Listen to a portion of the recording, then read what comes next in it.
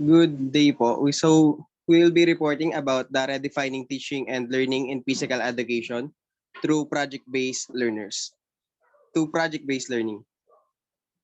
Next slide po.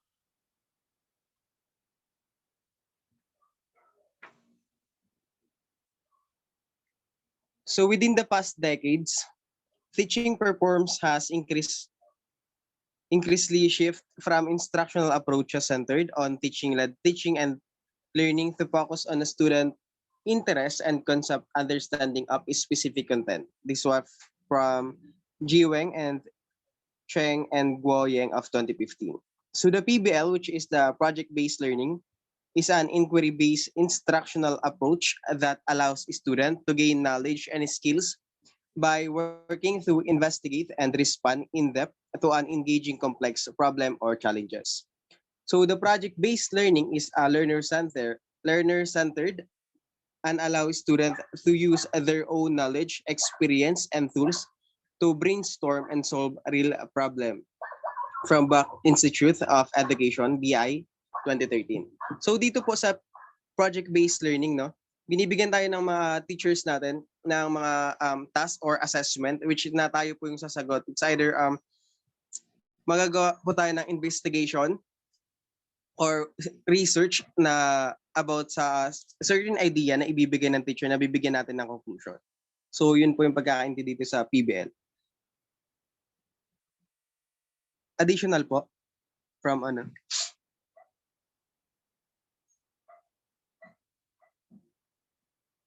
Next slide po.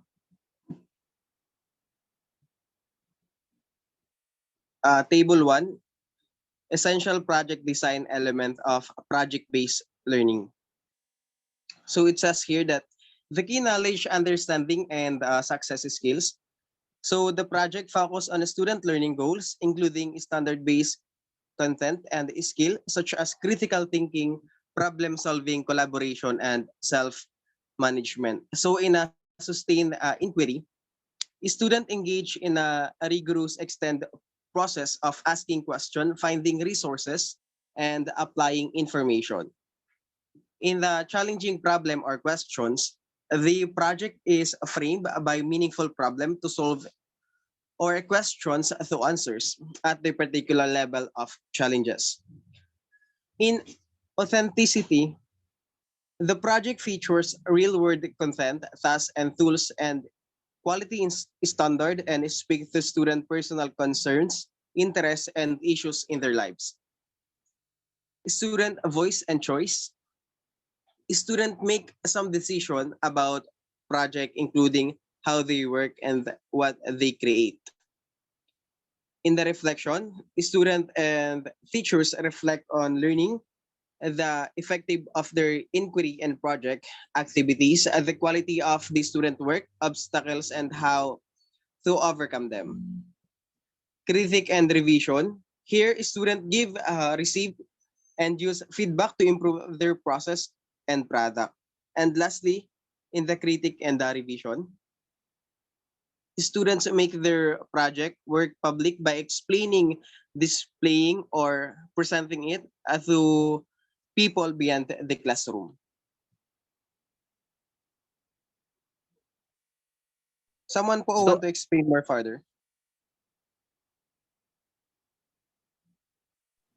sa ano, pagkakaintindi ko dito sa design, project design ng elements of project-based learning is yung puro tungkol sa pagpapa-build ng self-confidence ng mga students. So parang yung parang inaano talaga siya, yung hinubog para maging ready tayo sa yung sa tatakin natin, yung sa pagpasok natin sa college.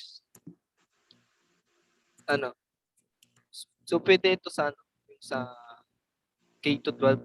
So para pagpasok natin sa college, so alam na natin yung parang kukunin natin course natin, hindi tayo mahihirapan. Yung parang gusto talaga natin i-apply sa sarili natin.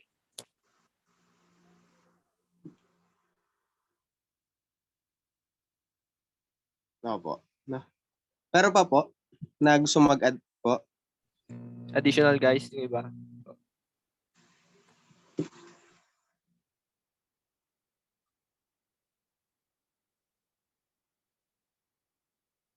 Next po.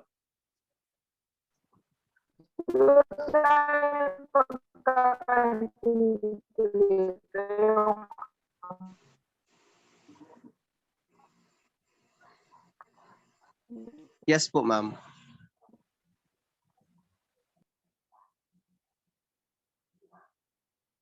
Medyo mahina yata yung connection.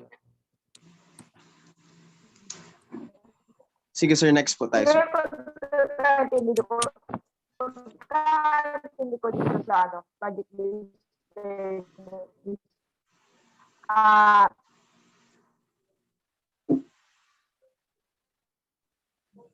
narinig po ba ako? Yes po, Medyo, yes po. yan okay na. Choppy po na konti.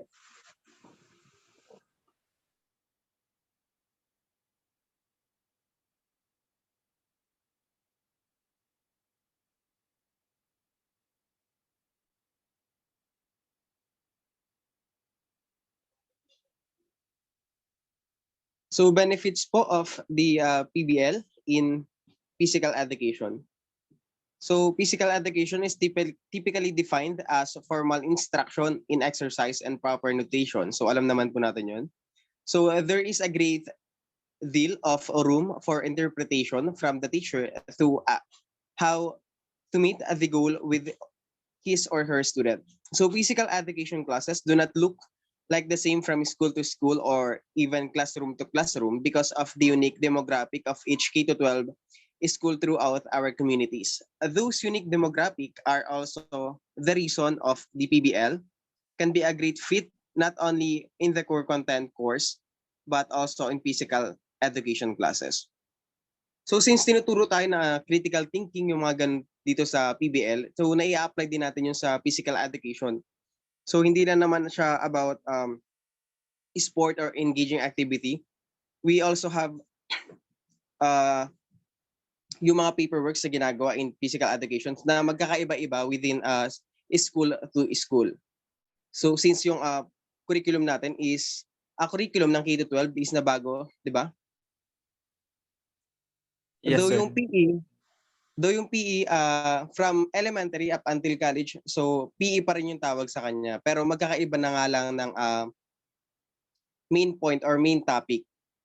So yun po yung sinasabi po dito sa benefits ng PBL in physical education. Any additional po? In addition to course content, PBL can promote the development of critical skills, problem-solving abilities, and communication skills. It can also provide opportunities for working in the group, finding and evaluating research materials, and lifelong learning. Dito rin nahuhubog dito sa PBL na to, ang benefits niya is, dito nahuhubog yung pagkakaroon natin ng mga ability sa mga thinking skills natin, kung paano mag-solve ng mga ability, pakikipag-communication sa ibang tao. So hindi lang natin siya nagagamit sa parang sa school. So parang sa buong community yung nagagamit din natin siya. So, kasi hindi lang naman natin nagagamit yung thinking skills natin sa loob lamang ng paaralan. Na i-apply din natin sa yung sa sarili nating buhay.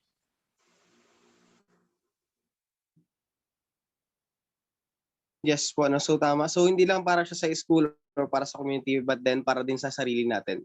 Kung paano tayo makisalamuha sa iba. Yes, sir. Next slide po. The empirical evidence has shown that the PBL can engage and motivate students based from Brooklyn 2015 and Mingley and Company of 2010. So they foster collaboration, meet the needs of the student with the various skills and learning styles, and improve content knowledge. This key attribute can dramatically enhance physical education program. So next po.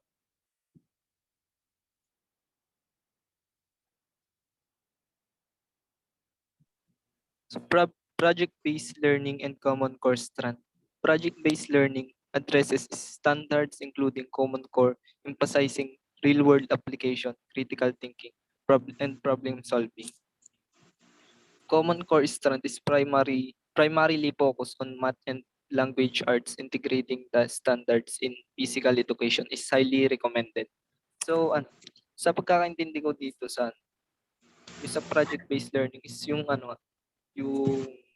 naka-focus lang sila dun sa common core ng isang student, yung sa kung paano nila may apply sa real world yung yung critical thinking at problem solving nila.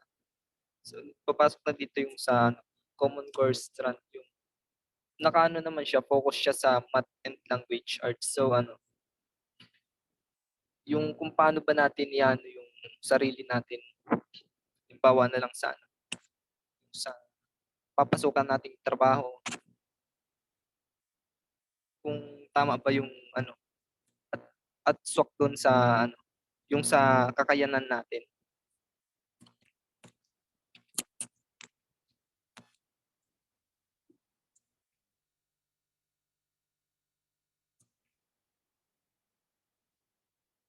May dagdag ba kayo, guys?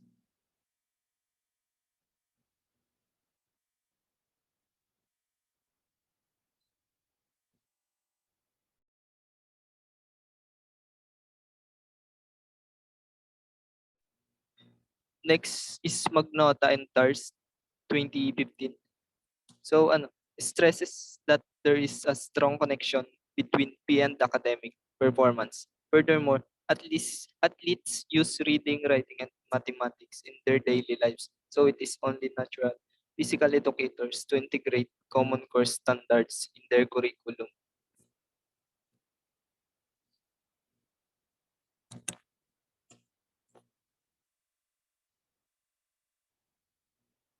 So yung pagkakaintindi ko po dito, no, tayong mga physical educator, though hindi natin kailangang ituro yung mathematics and writing and everything, with or more on physical activities, no, tayo mismo is kailangan din nating matutulan ng mathematics, mga ganyan, yung writings. Kasi kailangan natin yun para maging physical educators. But then kailangan natin integrate yung core standard, or yung core subject po kasi na sinasabi nila is that PE, science, math. But then yung PBL is ginawa nilang core subject din yung PE subject na hindi pwedeng mawala sa curriculum natin. So yun po. Yes, sir. Tama po. Yung ba, guys, yung iba, may idagdag kayo?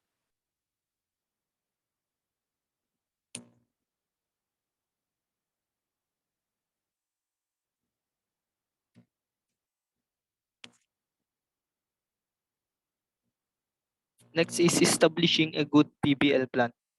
Within the program, can allow the teachers to meet each students at his or her individual's level. Piece of each project can be tailored, often by the students themselves, to address areas of strength or weakness for the learner. Students typically rate PBL lessons as more interesting or enjoyable because they can find their niche within each individual project and attend class more regularly. PBL encourage greater understanding of content and skills and leave plenty of strength of room interdisciplinary integration. So pagkakaintindi ko dito in-establish yung good PBL para yung mas mapalawak pa yung malalaman ng mga students. At mas maging parang yung interesting yung lesson, mas magiging enjoyable yung mga matututunan. So parang mas magkakaroon na yung student magkakaroon ng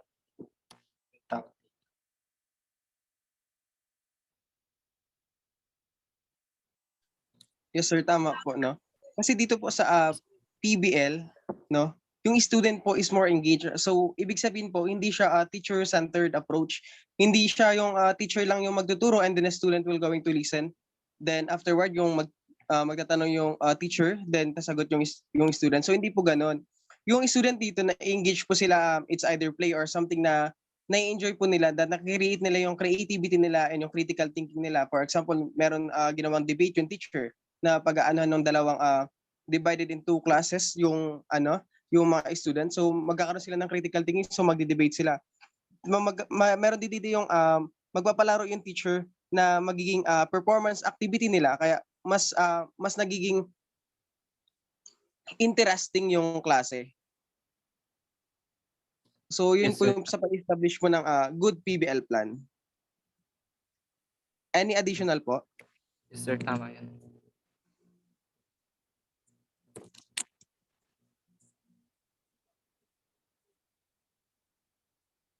So wala na po, no? Next tayo, sir.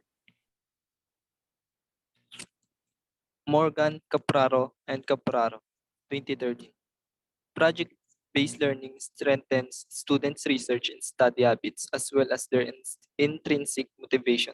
As a result, PBL builds and encourages habits that benefits students across content areas. So yun nga yung mas ini-strengthen ng PBL yung students' research and study habits ng bawat student. So parang mas malaki yung na benefits nito sa students. So mas napapalaki natin yung critical thinking natin.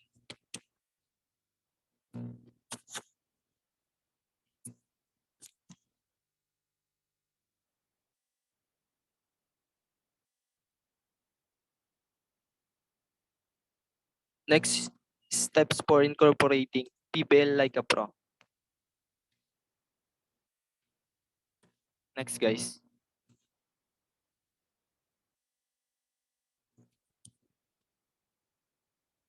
Next reader po tayo, ma'am, na. Determine your educational goals. The first step in planning for PBL project is to ask yourself the following question. What do I want my students to learn? PBS and Mac, Segel 2005. The answer should be directly related to your standards followed by the creation of education goals.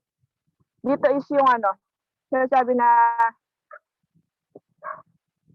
tatanong, as a teacher, paano natin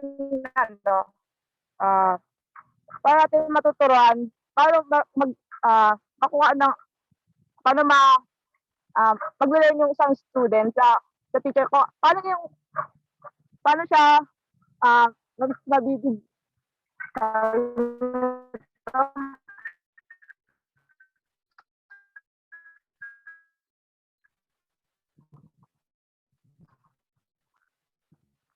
ano yung matututunan ng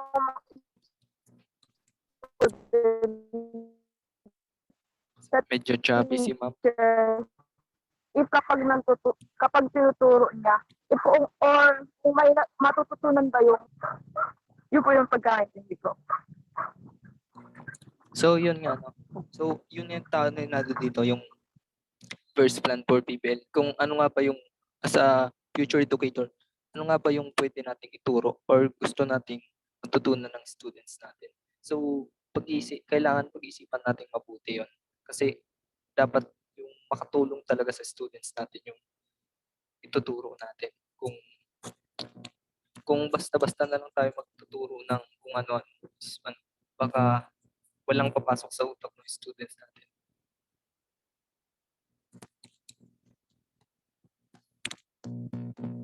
In additional, guys.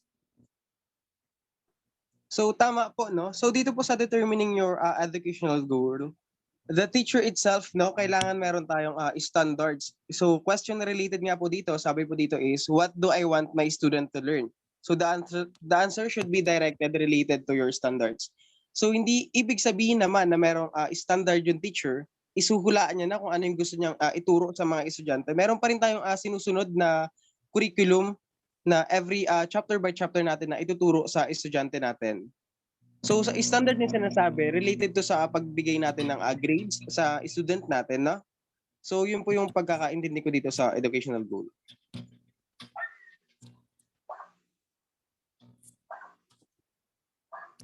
Next tayo.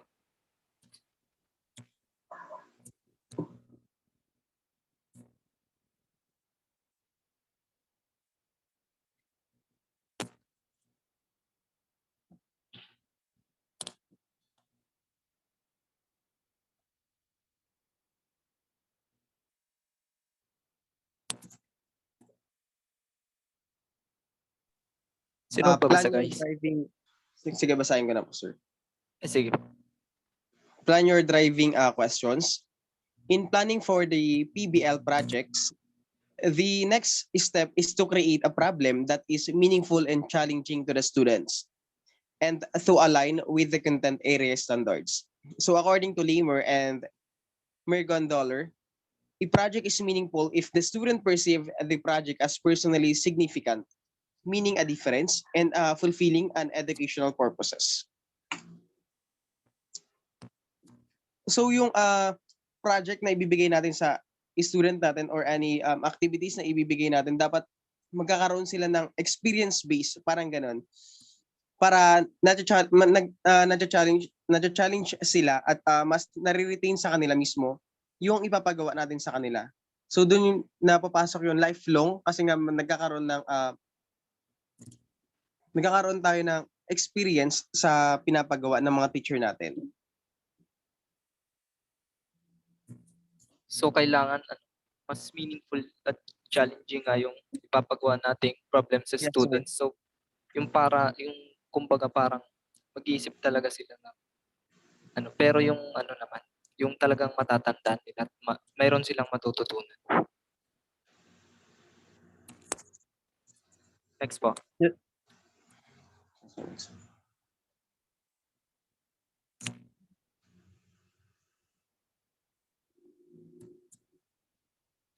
So the PBL project should provide an appropriate level of challenges in order to engage the students. If the challenge is too difficult, a student will likely become frustrated and will unable to complete the task. If the challenge is too easy, the student will not have the opportunity to increase their knowledge and skill in their particular area. In addition, in a golden age of accountability, it is imperative that the PBL project is aligned with the content standard. So dito naman kailangan na yung PBL project na ibibigay natin sa mga student natin, kailangan maging siyang maging magki-critic na sila ng mga at saka maging tawag dito. Hindi na siya yung basic na magbibigay tayo ng example of 1 plus 1. So masasagot agad nila 'yon, parang ganoon.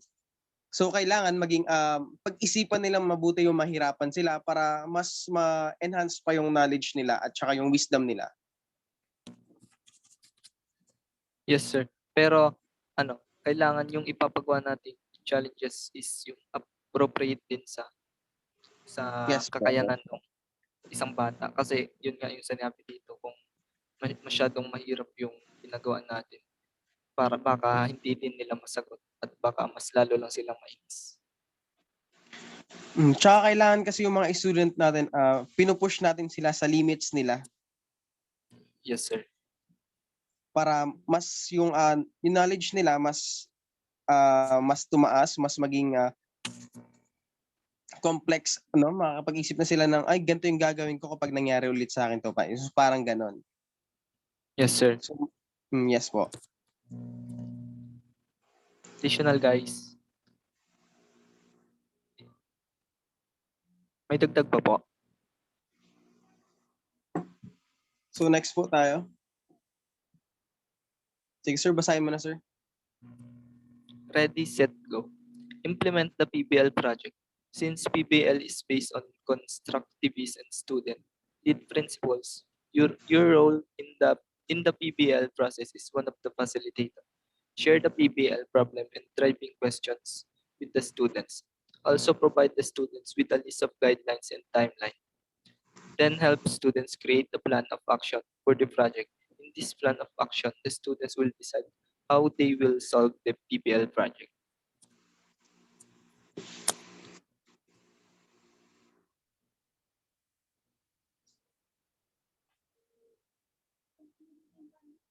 Sige sir, next po tayo sir. Encourage peer-to-peer feedback. Peer-to-peer feedback is an essential element in PBL in an effort to improve the process in their end product or solution. There should be built-in opportunities throughout for students to receive and provide feedback. In addition, it is recommended to have the group create group norms to ensure that students are respectful of one another when providing their ideas and offering feedback.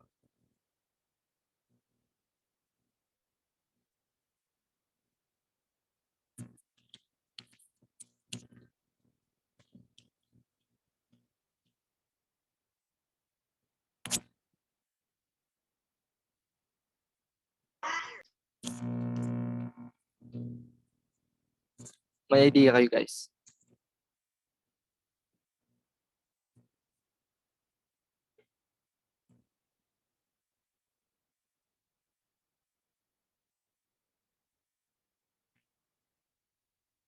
Next po tayo. Sino next reader po?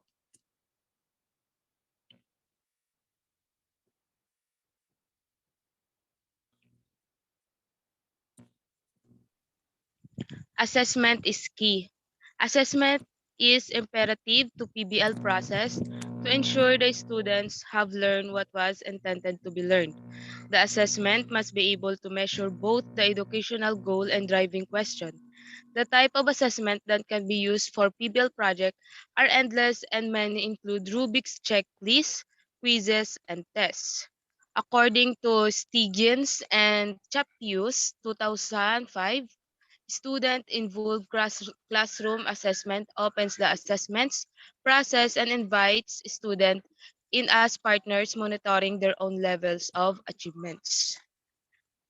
Sa pagkakaintindi ko po dito, dito po sa ano po nila Stigens and Chappius, ini-encourage po yung mga student as a partner na ma-monitor ang level ng kanilang mga nagawa. At dito naman po sa una, sa mga projects, hanggang sinasabi po dito ng PBL project are endless. Ibig sabihin is walang katapusan.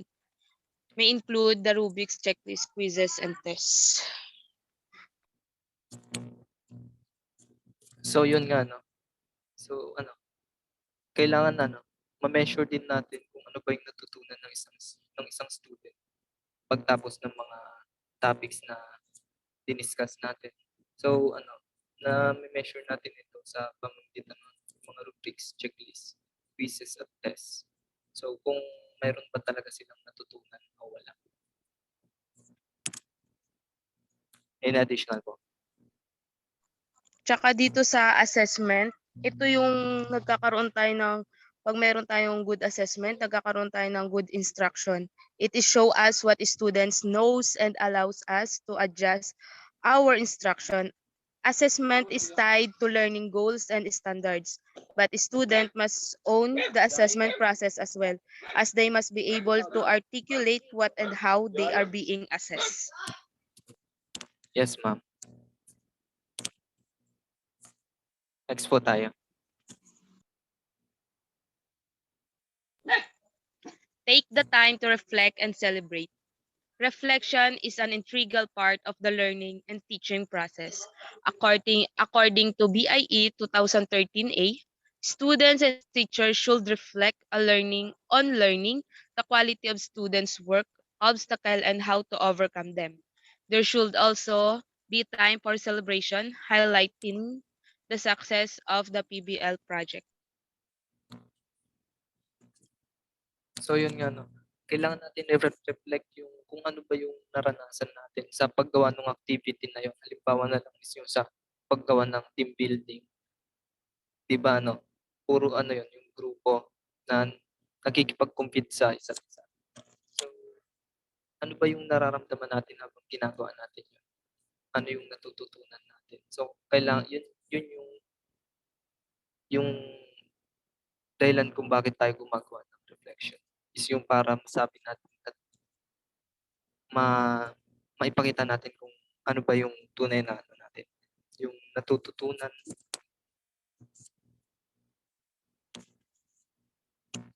Additional po.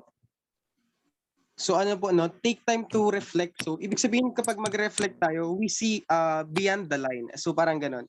So habang dito pa lang tayo, we now see kung paano natin i-overcome yung challenges na ibibigay ng teacher natin, yung mga assessment na ibibigay ng teacher natin.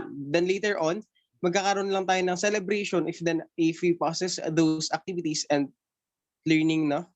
So dun yung reflect and celebrate. So yung Yes, sir. difference nila. Yes po, no, next po tayo. Addition ko lang po. Sige po.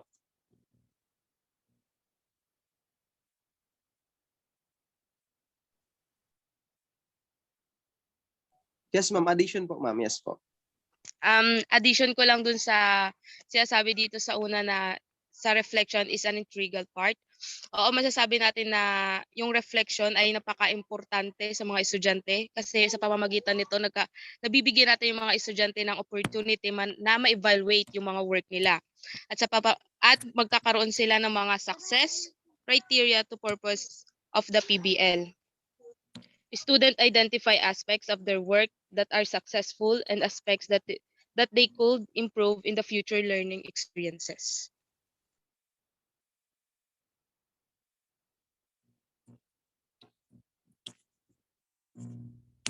Next po.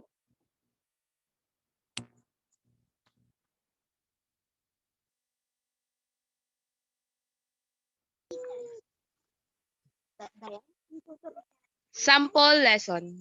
A possible application of PBL and PE might be to have secondary or high school students plan, organize, and implement a field day for elementary school. After brainstorming and creating a list of appropriate activities and securing approval for those activities through the required administrator and teachers, the students the create of systematic plan for implementing the event.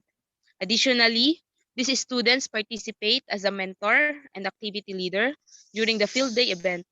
Incorporating PBL into this activity allows physical education students to have comprehensive experience.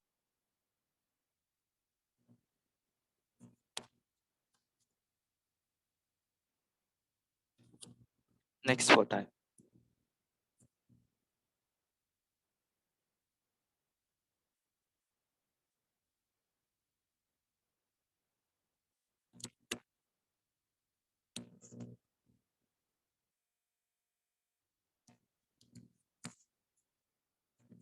Final thought.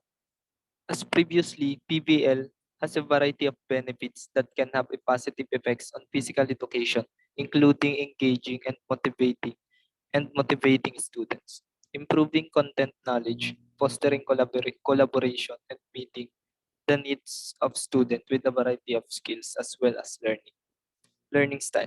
With practice and planning, PBL can be integrated into PE with ease and confidence. So yun nga no, yung benefits na positive effects on physical education ng PBL is yung mas na-engage at mas na-motivate natin yung students natin, na-improve natin yung knowledge, yung fostering collaboration with the needs ng students sa pagbibuild ng skills. So, nagagamit din natin ito sa parang sa learning style natin.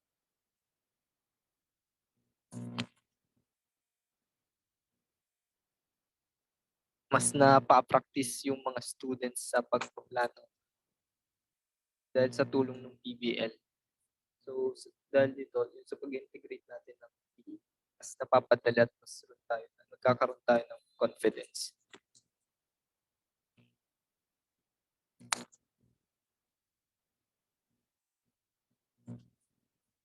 Next is understanding inquiry in health and physical education.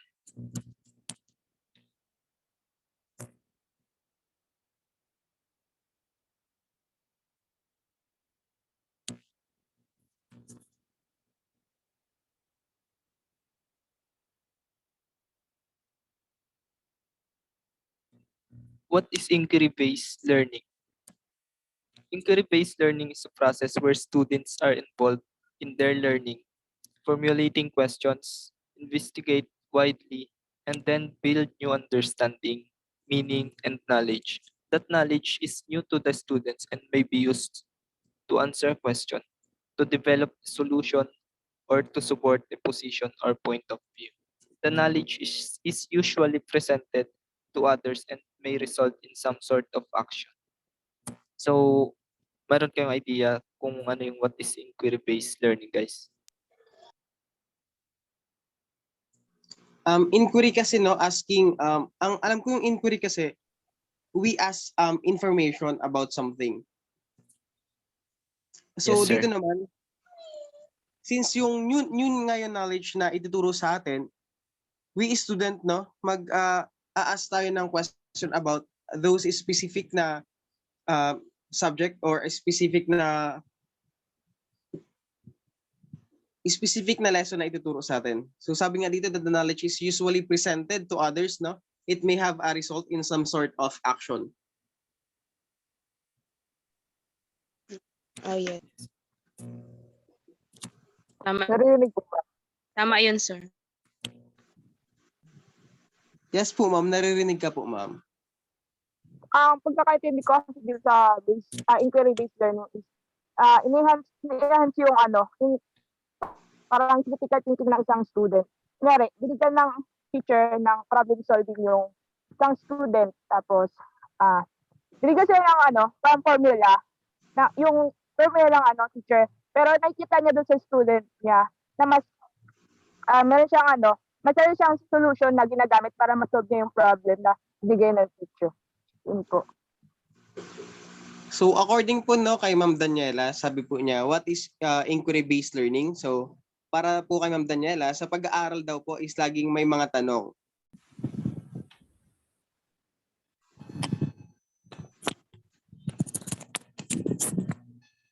Next slide tayo, sir. Tapos na po tayo dito, na. Apo, sir.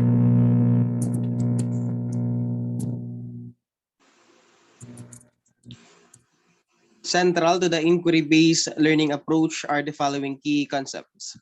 First, the process is grounded in curriculum. The process provides the opportunity to extend learning. The process is recursive. The process is involved in the construction of knowledge. The process is started with question wondering. Higher order thinking is involved. So next po.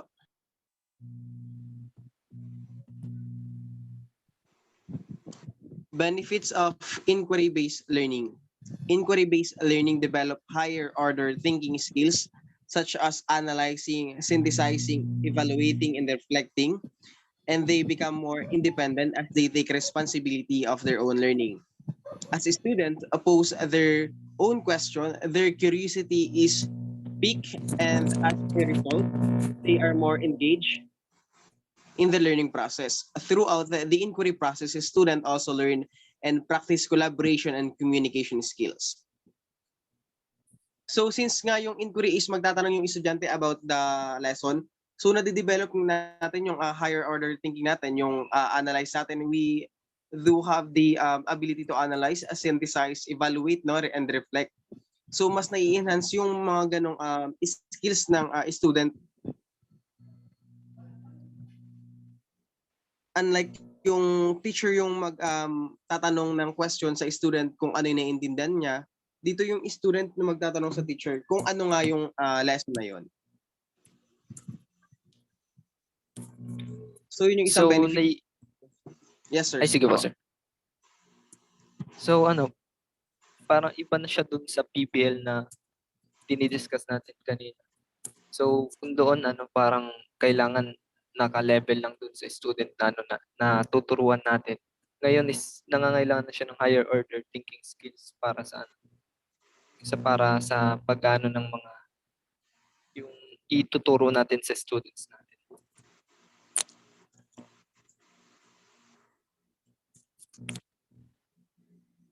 Any additional po? So tama, sir, no?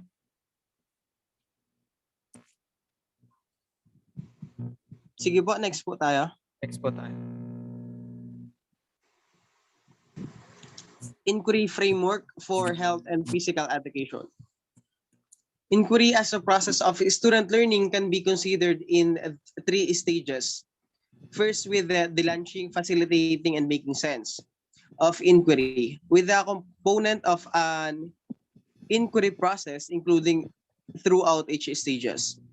Launching their inquiry, students formulate question, text, explore, and investigate their topic.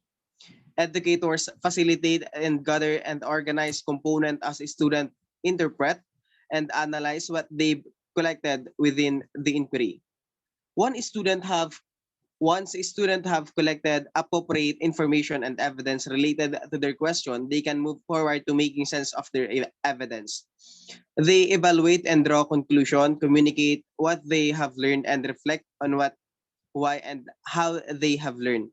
So sa launching po, no, si student mag-formulate po siya ng question na itatanong niya po sa teacher niya po or sa professor niya. And then, i-facilitate mo ng teacher yung question na yon, bibigyan niya ng answer. And then lastly, yung student is maglo-look forward siya within dun sa answer niya. Sa answer na ibibigay ng teacher. So ganun po. Kaya po sir, ano pong pagkakaintindi niyo po dito?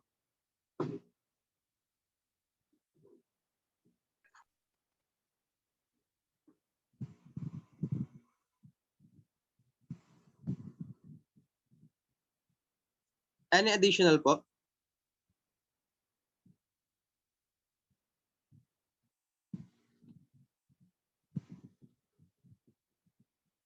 So sige po, next po tayo.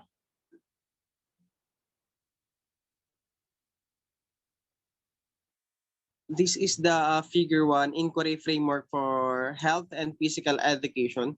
6 component of inquiry-based learning.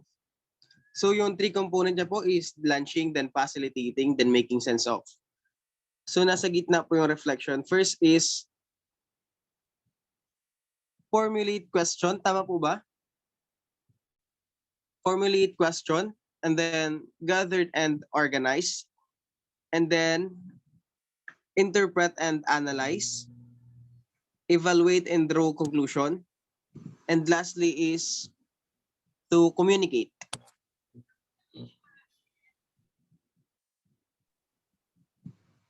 So next po, sige po.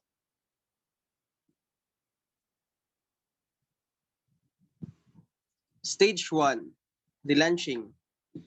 Formulate questions. Student formulate question or make prediction about concept, strategies, and or relationship between topics or skills, and plan investigation to answer the question as they take an active role in their learning.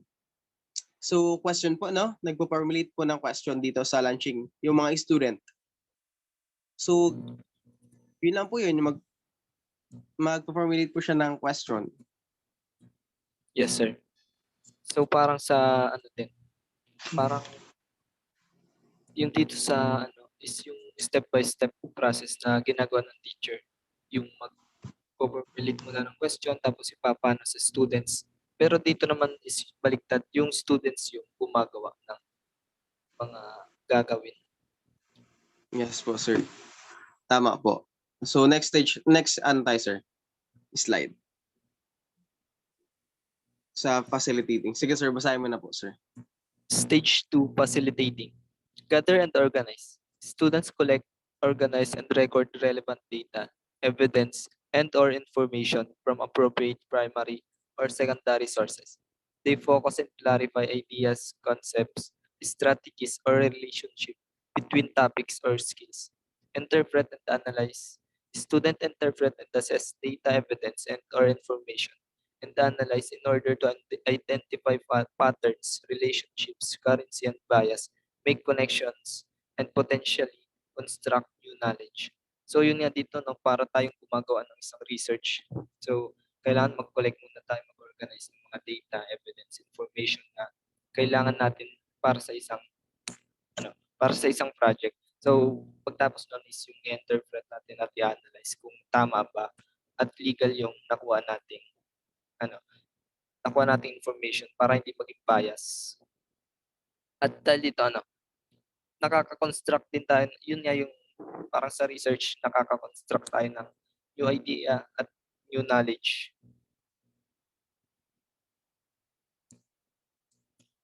Additional po.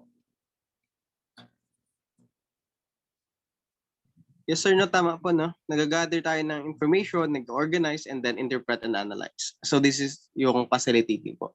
So tama po yung binigay mong explanation, sir, and example, no? Pasok dito. Next po tayo. Stage 3, making sense of. Evaluate and draw conclusion.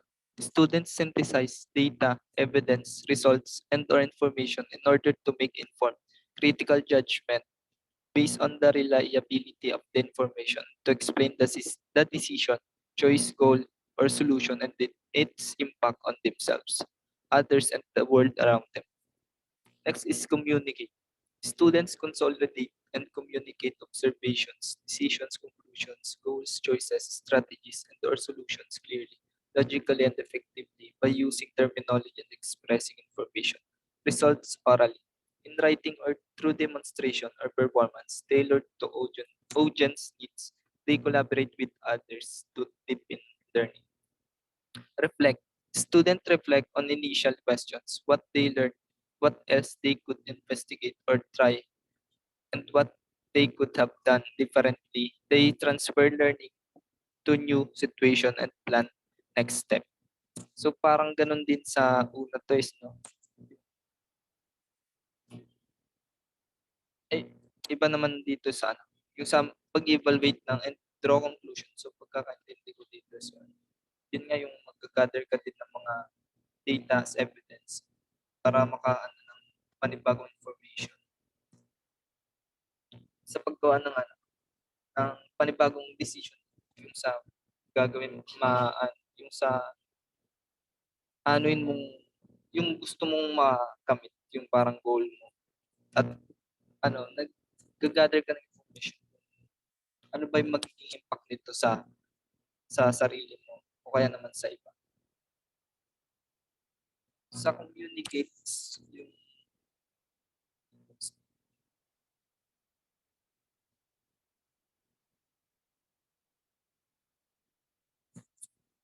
idea kayo guys sa communicate.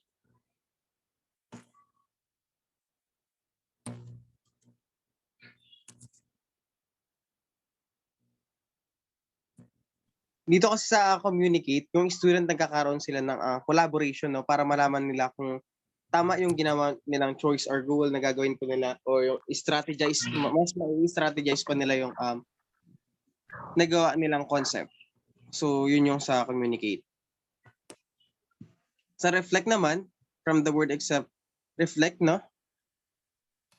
Nag-reflect yung student kung ano ba yung pwede nilang matutunan o ano ba yung pwede nilang idagdag sa nagawa na nilang solution. So, yun po. Next po tayo, sir.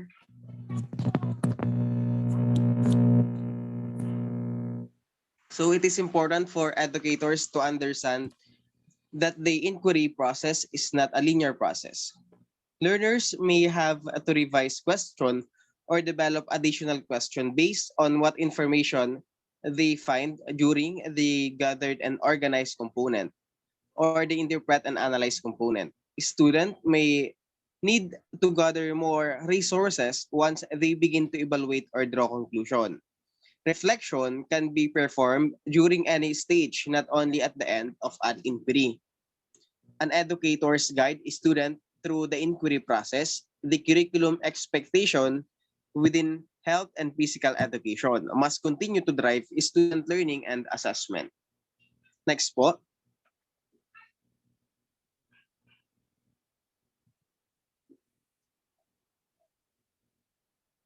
Adopting an inquiry stance with the Ontario Health and Physical Education, HNPE curriculum. In health and PE education, students have the opportunity to develop inquiry skills in the active learning movement competence, health living strand, and within the conception of the living skills. The 2015 Health and Physical Education curriculum embed critical thinking skills such as questioning, predicting, analyzing, synthesizing, examining opinions, identifying values and issues, detecting biases, and distinguishing between alternatives. These critical thinking skills are the same skills needed and used in inquiry-based learning.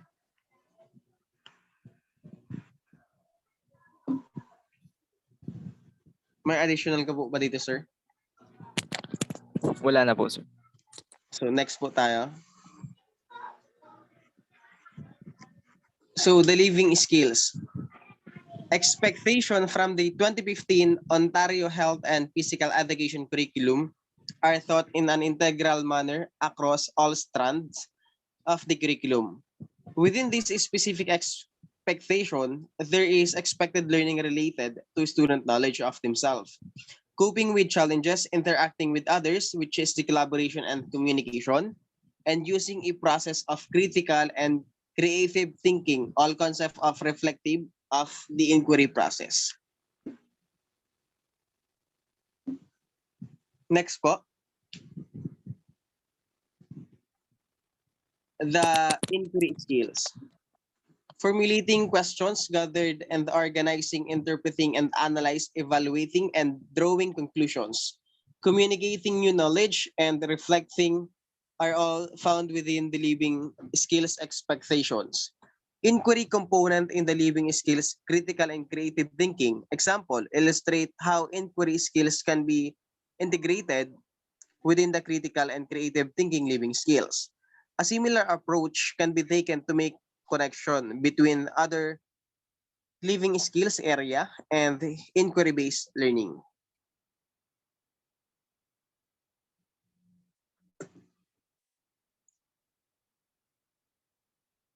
So it will be the end po na ng discussion natin, sir, no? Yes, sir. So, thank you guys sa pag Okay po. Thank you, sir. Thank you, guys. Thank you po, ma'am, sir. thank you po. See you next meeting po.